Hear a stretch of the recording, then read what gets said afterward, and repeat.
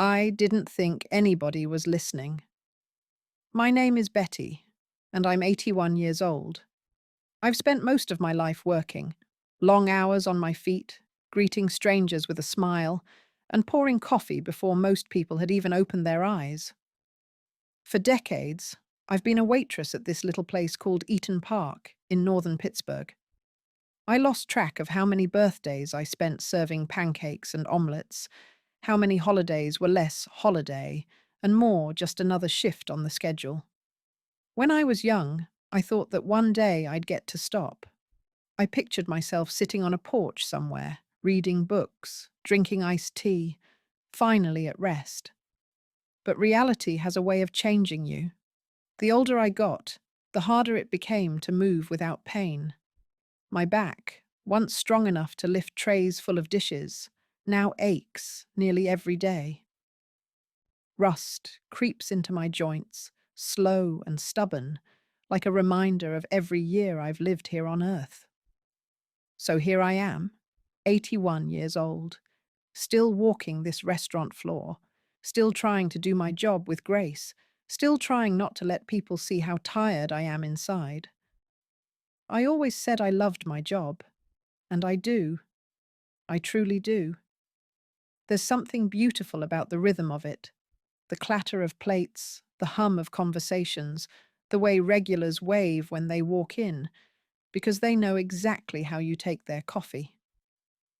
I've watched families grow, seen babies turn into teenagers, and shared laughs with folks who only come in once a month.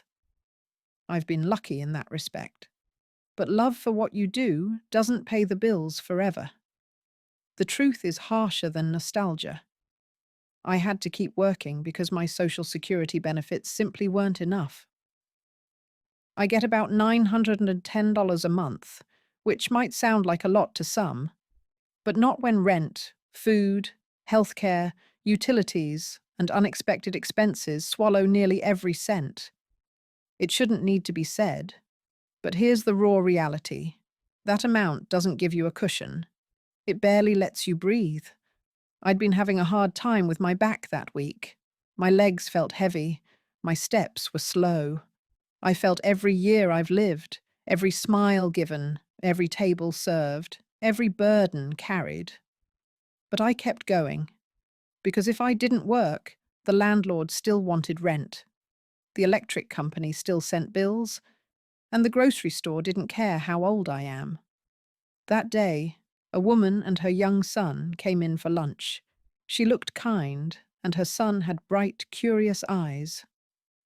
I served them with the usual politeness I give all customers, a bit slower than I once did, but with the same warmth. I wasn't thinking much beyond doing my job. I told them what I always tell folks who ask how I'm doing. I'm fine. I'm fine. Just working hard. It's what I've said for years. A reflex, a polite deflection that hides the deeper truth. But then that woman, her name is Tammy, overheard me talking with someone at another table. I was explaining that I need to keep working because I just don't have enough money to stop.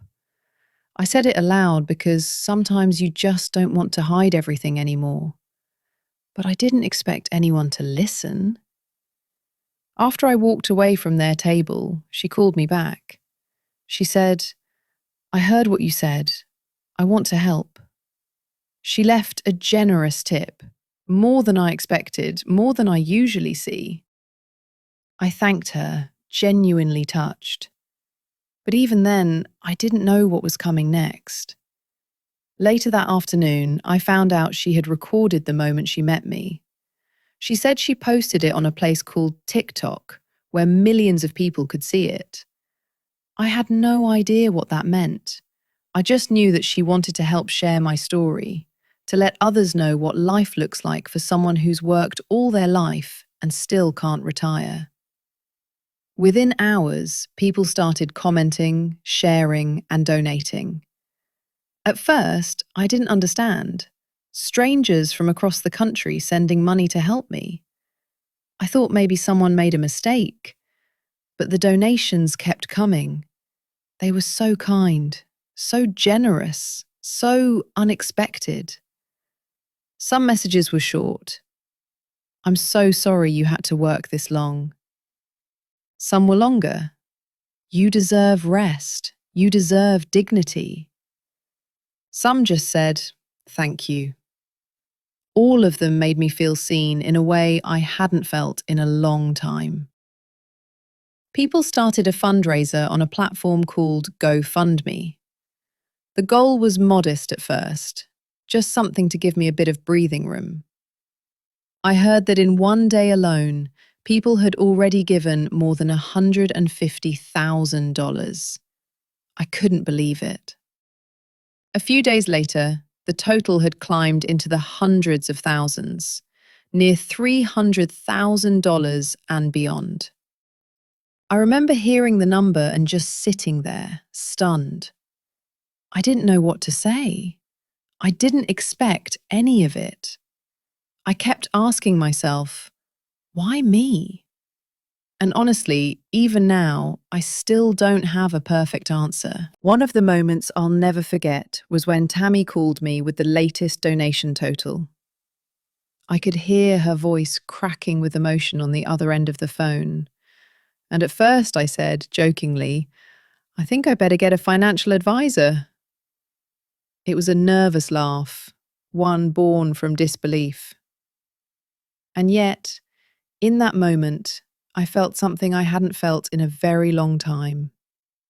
Hope. I told her I wasn't sure what would happen next.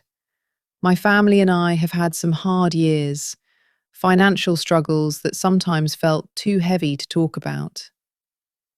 There were nights I lay awake, worrying about bills and what I'd do if something unexpected happened. A hospital visit, a car repair, something I just couldn't pay for. But now, with all this support, maybe I could finally breathe. But working into my 80s wasn't supposed to be the plan. Nobody dreams of that. Nobody spends their life hoping that one day everything will be enough, only to find that enough comes too late. So when people started sending their love and support, not just money, but letters, prayers, kind words, it was overwhelming in a way I never expected.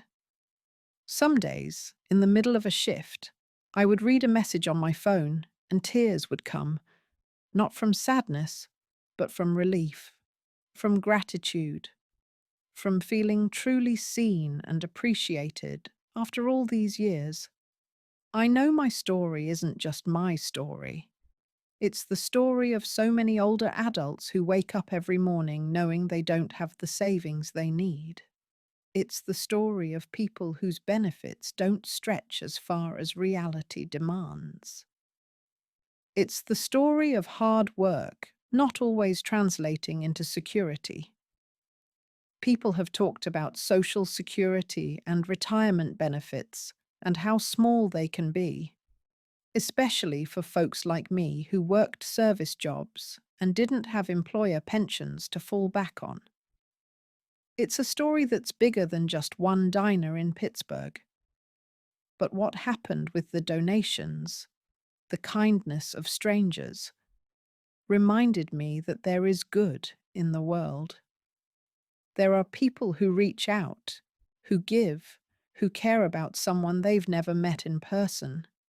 People who see a struggle and say, "This is not right, let's do something." Right now, the campaign is winding down, and my family and I are working with legal advisors to make sure everything is handled responsibly, that the money will help me live, not just spend. We're setting up a trust so I can feel secure without risking the social safety net I rely on. Sometimes I still pinch myself, wondering if it was all a dream.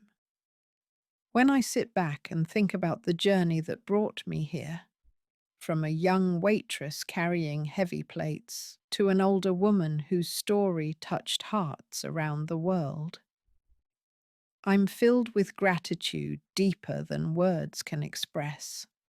I still love the people at Eaton Park, The customers who've been kind to me over the years, the cooks who joke with me in the kitchen, the friends who have stood by me through decades of life. But now, after nearly a century on this earth, I finally feel like I might rest soon.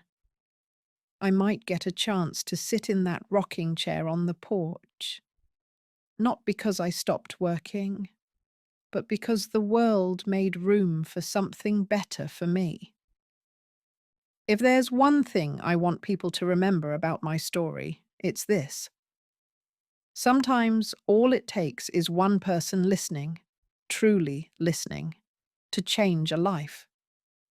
And if that came from you reading this, then maybe, just maybe, we can all keep listening a little bit more.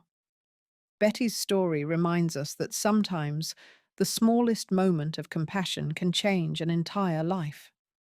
A stranger listened, a community responded, and hope blossomed where struggle once lived. Her journey is a reminder that kindness is not complicated. It's simply seeing someone, truly seeing them, and choosing to care. If stories like this touched your heart, don't forget to subscribe to this channel. We share real stories of resilience, reality, kindness, and love. Stories that prove the world can still be beautiful when we choose to lift each other up. And now, it's your turn.